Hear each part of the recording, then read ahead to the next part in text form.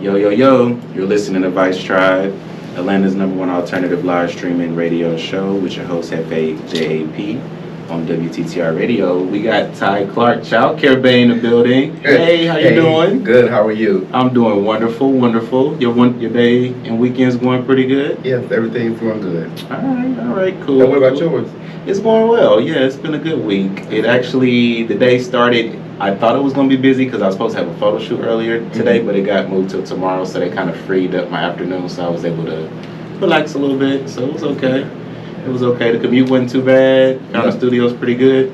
I found the studio pretty good, but the commute wasn't bad, but there were some rough patches. Okay, cool. So tell me about yourself, Ty Clark. Do you prefer, I refer to you as Childcare Bay? Whichever. Okay, so I might go through the variation of all three. Is there a distinction between Childcare Bay and the Childcare Whisperer? Mm-hmm, it is. The Childcare Whisperer is a coaching company for childcare center directors. So I train childcare center directors on how to be good directors. Childcare Bay is more so of a brand that is to help entrepreneurs in the area of business. Along with that, I have a t-shirt line that's going to be released also. So there is a difference. It's just ultimately the same goal. Okay, nice. So eventually I don't know if one's going to be the parent company, but they're going to seem like they're under umbrella. Yes, so the Childcare Whisperer is the company. Okay. And then the other ones are branches from it. Okay, nice. Okay. So you do work in childcare. Like, do you still work at a facility or run a facility, a childcare facility? I manage 2 childcare centers now. Okay. Congrats. Thank you. All right. And then I know y'all been passionate about childcare, so that's what's spun everything. So you're getting ready to start your virtual leadership institute for childcare centers. So tell us about that. Yeah, so the Virtual Leadership Institute is going to be basically my accountability group is going to be ongoing, but it's going to come with coaching for the directors and the staff members, all to give community. I feel that along the way, one thing that is missing in childcare is that they don't have a community to reach back to. As far as directors don't have anybody they can talk to. Teachers, they don't have anybody they can sit back and really talk to outside of their staff. And I'm really big on community. I feel that community can help with a lot of things. Okay. And then being virtual, that allows you to touch all geographic areas of the U.S. and maybe even in other countries. Right. Maybe. Right. So that'll be good. So with that, you're coaching them, so are they on like, I guess childcare is all like small, because I'm thinking like a school, like schools and stuff. Do you even get into like early childhood or even like elementary, or are you just sticking with just strict childcare when it comes to the Institute of Leadership? Well, the Leadership Institute, anybody can do it, but it is specifically catered to childcare centers. Childcare is a really big industry, so yeah. Okay. So will it be a platform for it, or that you're building for it? Yes, it'll be a platform. Okay. Everything's going to look like an institution. Okay. My website's going to change and everything. It's like a college and everything. Okay. And it's going to be just different courses and curriculum? Okay. So is that still being developed to some degree? It is. Okay. It's in the development stage. Okay. Do you know when is there expected launch date? No, you just have to stay tuned. Stay tuned. Okay, cool. You also are author. Yes, sir. You have 2 books out. What are your book names? The first one is 10 Tips for Childcare Center Directors, and the second one is 10 Tips for Childcare Center Educators. Okay. Where can I find your books at? Amazon or my website at thechildcarewhisperer.com/Directors Lounge. Okay. That's good. And then you're in the process of writing another book? Yes, I am. Thanks for spilling that secret. But yes, yes, I am in the process of writing the third one. My target release date for the third one is December the 25th, so I want to release it on Christmas. Okay, nice. So at first, when I heard you were writing books, I was thinking it was for the kids, but it's actually for the educators. So yeah. I wanted to touch the industry as a whole. So I wanted to write a book that helps the directors, the teachers, the children, and what I have left is the owners.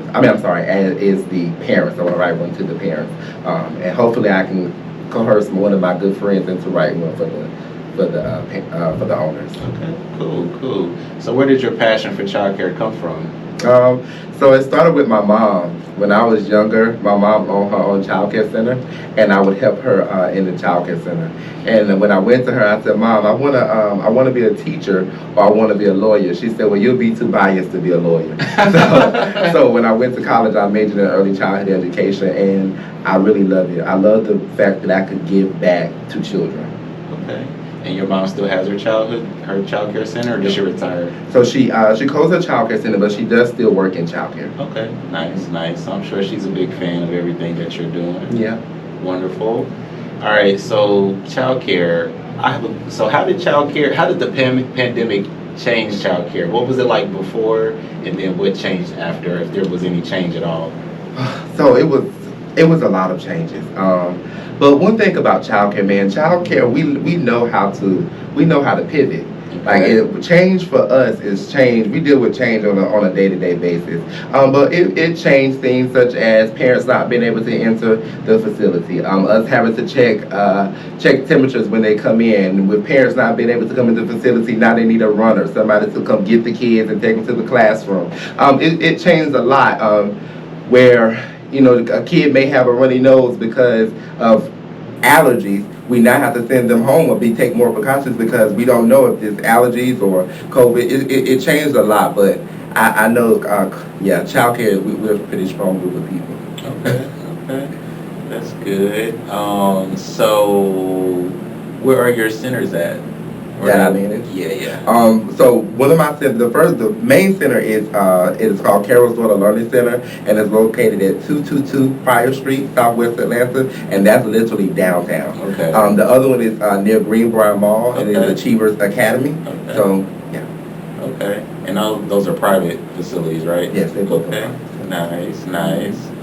Do you know how many facilities are in Georgia like that? No, I don't know how many facilities are in Georgia. There's a lot of childcare centers in Georgia. Okay. Yeah. Cool.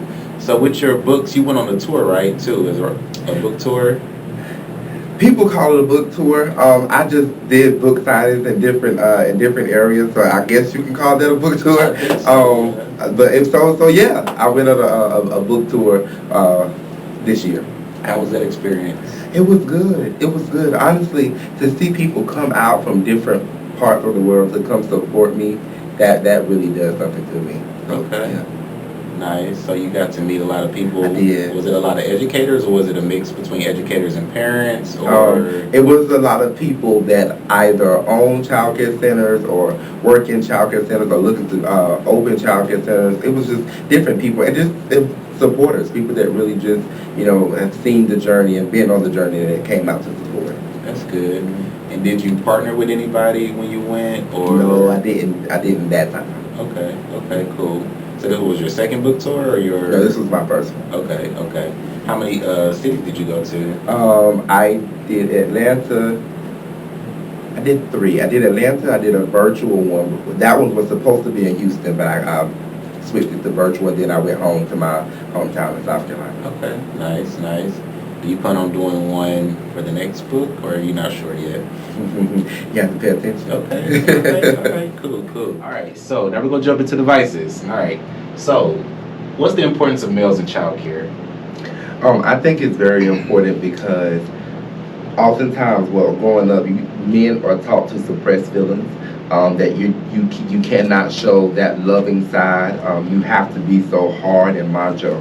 And I think having a male at such a tender age, that is the time when they need those hugs. Those are the times when they need those "I love you," and they get to see it from a male. It's almost taboo. Like, you get it from your mom, you get it from your grandma, you get it from your aunt. But here's a male, and I may not even have a male at home, but here's another male that's showing me love. Okay. That's good. Yeah, because I'm gonna say, like, they don't. A lot of times they're not getting it at home because there's no dad in the home, so that they're getting it somewhere, and they're learning that and breaking those traumas and those stigmas. Kind of helps them to the point where they don't have to kind of deal with it in their adult life. So that's good. So what are there any stigmas with men being in childcare? Oh yes. If you're a male and working in childcare, most of the time they won't put you in the infant room. Okay. been in childcare centers where you can't change a child by yourself. Okay. Even myself, I won't change a child by myself if I just won't be in the room. Even like when I go to hug a child, I always hug them like this. Instead of the front forward hug. It's just different things, because it's still something new that people are learning to accept. So you have to be cautious. Okay. Yeah, because even like when I encounter kids, especially like kids that I don't know, I look for their parent first. I'm like, where's your parent at? Like, and then I'm real weird about that because I know a lot of things come with that, and I don't want the misconception to be taken the wrong way. But I tell any male that I meet in childcare that the main way to combat that is to build a relationship with the families. Show them that you are that loving person, that you really care about their child, and they'll get on board. Yeah.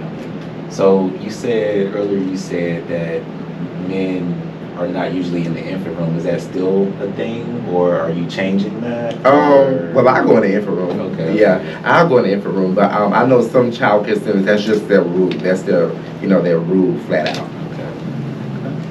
So what about the cost of child care? Has it? I know it's gone up since the pandemic. So explain that to me. A lot of people think that child care is expensive. For me, I find that offensive, right? I really do, because when you are speaking of your child, what price tag is that? In addition to that, you go to work for some people 8+ hours, and we're there. We change them, we feed them, then you don't have to worry about them. If you do the math, they are at a child care center. They can legally be at a child care center for most of their rules for 10 hours a day. That's a lot. 5 days a week, that's 50 hours in a week. And if you divide what you pay for that week and you divide that by 40, you really only pay them what a waiter makes to take care of your child. That makes sense. But I think too with that, people they prioritize what they want to pay for. Like they want to go out, they want to shop, they want to eat out or whatever, they want to drink. Oh, absolutely. They'll make time and money for that, but when it comes, it's too much. It's too much. Absolutely. And you know what? That's why when I'm working at a child care center, I'm really big on tuition. You cannot pay me late, because one thing that I do know, you're gonna get your nails done, you're gonna get your hair done, you're gonna make sure your lashes are done. And what I know is that when Georgia Power called me and said I can have an extension, I do it. Sometimes I have the money, but just because they offer it to me. And if you do that with childcare, if you do that, then people take advantage of it. Yeah. So you have to make sure that you get your money, because one thing you do know is they're gonna show up Monday morning or Tuesday morning or Wednesday morning. They're gonna be there. And then you charging them late if they come pick them up late. Like you're supposed to be here. Okay. It's a business. Okay. Entrepreneurship. So you were talking about mentoring other entrepreneurs and stuff like that. So how do you expound on that? You could expound on that, or just entrepreneurship in general, Since I became an entrepreneur, entrepreneurship has changed my life. Like, it has caused me to mature in so many areas. And I love the fact that when it comes down to being an entrepreneur, one, we have to really change the mindset of taking our hustle to a business. It's a business. Run it as a business. Charge people like it's a business. You can't get anywhere if you don't charge. And one thing entrepreneurs have to understand is that people will pay for what they want.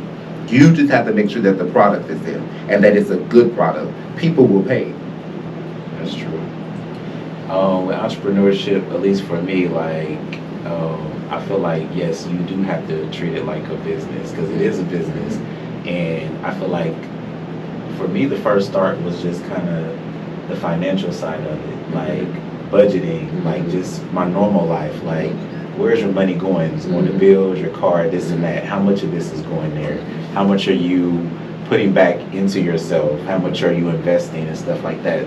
So once you kind of sit down and kind of lay that out, it'll kind of be the pivotal points in you moving your actual business into fruition, because you already kind of see what it is like to run the financials. So it'll make it that much easier to build that business after that. And you know, kind of like forecast even for the year of like your goals. Right. And let me tell you what helped me in that area. And we were talking about it a little bit before we went on, is the fact that I had to surround myself with people that had businesses that were doing well. And because they would talk about business. And when they talk about business, I'm zeroed in. Like, okay, so I need to do this in order to get American Express. Okay, so I need a budget like this, and this account is big, that account. So you have to surround yourself by who you want to be. If you want to be a millionaire, you need to find you a millionaire to sit beside, because that's the only way that you're going to jump over the hurdles that they fell on. Yeah. So yeah, that's what helped me. And that's good. I listen to like a lot of podcasts and stuff. I learn from everybody, the do's and the don'ts, but I definitely listen to podcasts a lot, like while I'm working, because it kind of keeps me going as well, and I pick up on little things. Are there childcare podcasts and like those spaces out there? Yes, they are. I don't know them to name them off, but I will be on a podcast September the 22nd with Chris Murray. Okay, that's Chris Murray. Okay, She's nice. a big childcare center coach, childcare English. Okay, nice. Okay, nice. That should be interesting. Is she local or? I don't know where she is based out of, but I know she's not in Atlanta. Okay. So it'll be virtual, probably. Yes, it'll be virtual. Nice.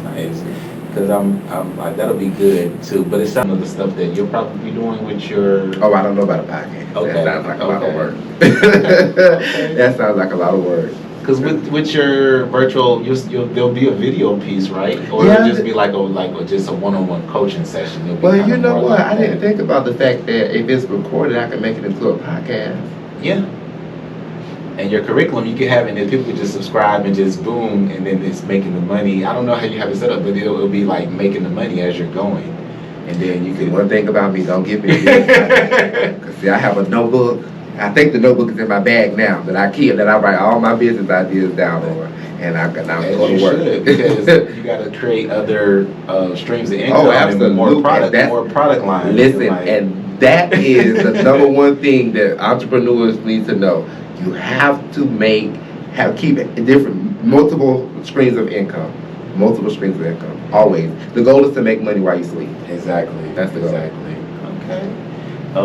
Business over emotions. Mm-hmm. Do you think women are more emotional than men? Yep. And how does that play into the workforce, especially with childcare? How does that? Yeah, man, I have this question all the time, because the thing is, a lot of the people that own childcare centers that I know of, let me say this, are females, right? And you're in an industry where you're caring for children, and you're the owner as a female. Most of the time, you're dealing with moms, so you sympathize with them, you know. But I tell them all the time, it's always business over emotion. One thing that I learned when I was working for corporate is that is a part of the reason why you never know who the owner of the corporation is. Because when you birth something like that, it makes you, of course, there's going to be an emotional attachment to it, right? So you have to hire a CFO, you have to hire a CEO, you have to hire all these people that do the work for you and just report to you, so that you can build the business. Yeah. Without clouding your view. That's true. Okay. Yeah, because I've always said that even just working in corporate, like I don't think it matters what space you're in. When you're working with women, they kind of always put them feelings there. It's just something you can't get from, but you can work to build off of that. But I always kind of gotta keep that in mind when I'm working with women. I'm just like, okay, because men I don't know, we just do. I guess because a lot of us were kind of grown up to suppress that. It's so kind of easy to like. Yeah, you know, working with women and managing women. No offense, because I love women. They are one of God's most precious creations. Yes. But they are emotional. Yeah. And where a man would say what he has to say, go on, we can go have a drink later. A woman is gonna linger and linger. And it's just like, come on, man, y'all still mad about that? Right. Like, you can't be still mad about that. Or it's the simplest thing that they'll get mad about. Yeah. That we probably would be like, you know, yeah. So that's one of the challenges of managing women in the childcare industry. Yeah. Has do you find that like with the pandemic that staffing child care centers has gotten difficult or? Okay. Yes, absolutely. Absolutely. Absolutely. But once again, that's one of the things I tell you that, child care, we learn to pivot, we make it work. But it has gotten hard. Okay. Extremely hard. People will schedule interviews and don't show up. And you have nothing to do but to use what you have. But then when you use what you have, they end up working long hours and they get tired. So it's hard. And the thing is, teachers don't understand the director's side of you because they've never been a director. Now the director understands the teachers, but they don't understand that now I have to balance the business also, right? So it's always, they're looking at it from what they want. So it's been a really big challenge. For me, I now have a sub agency, and what I'm realizing is that people are preferring to sub because all of the world now is going to be your own boss and making your own schedule, right? Well, as a sub, I get to do that. I can decline the request if I don't want to work it. They're not as tied down to a center. Okay, and it probably give them some people an opportunity to have another stream of income if they do something else. So that's good. All right, so what is trust in the process and intuition? Man, trust in the process. I said that because before I got to this level with the Childcare Whisperer, I went through a lot. From being homeless to literally having my car on the repossession truck and not knowing what I was going to do because everything that I had was in the car. To wanted to kill myself through a lot of things, and it was the process, right? Because I realized when I made it to a certain level, like, okay, God couldn't have gave me this when I was at that point, because if He would have gave me this money then, I would have blew it. Like, it wouldn't even have been the same. Even now, like, I got excited today because I got an email from Experience saying, "Oh, your credit score went up," like those things. But I would have never, ever, ever appreciated those things if I wouldn't have went through that. So you have to trust the process. It does not feel good, but it's always, always, always going to work for your good if you believe in who you're supposed to believe in, or who you should believe in. But yeah, it's the process. The process, and the process makes you appreciate the ending part, right? Yes. You can't get to the end without going through it. Listen, you can listen, and that testimony is what makes you keep going, and it keeps you humble, right? Because you know that it used to be a different way. Yeah. Wow. Yeah, that's amazing. Like that's very powerful. But yeah, I agree with the tuition and the intuition part, because it's like never second guess yourself, and it's like once you know, and you know. That Most High, whoever you're going to, everything's gonna work out. Everything's gonna work out. And nothing lasts forever. And it's really about how you maneuver through it, how you go through it.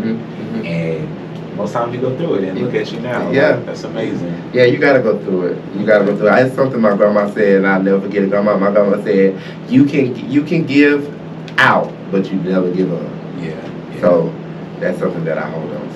And then we have our days where, everybody has their days. You may not feel it, or you may just need a break or whatever, but you don't give up. You get back up, you recharge, you get that self-care, and you just boom, boom, boom, keep striving. And that's important for entrepreneurship too, is to include self-care.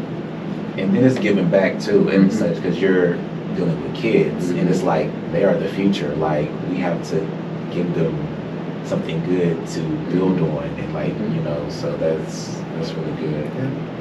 Okay. All right. So it's been a wonderful show. Thank you for coming. It's been a pleasure. I learned more about childcare and your books and stuff like that. I already knew you to a personal degree, but it was nice getting to see that entrepreneur, that business mindset, and the growth in you. Congrats. Thank you. On your journey, and much success. I know you're going to do well. Thank you. And likewise for you. Congratulations on the radio show, and moving forward with that, and having so many artists, entrepreneurs, and other people that are doing business ventures out, really supporting their community. So congratulations to you as well. Thank you. What do you want to leave the guests with? Give them your socials, give them everything where they can find your books again, just anything you want to leave them with. Okay, I can be found on all social media outlets as the Childcare Whisperer, or Childcare Bay. My books can be purchased online on Amazon.com or my website, thechildcarewhisperer.com. All right. TikTok, anything? TikTok, all social media outlets is the Childcare Whisperer. Okay. All right. Make sure you go check them out.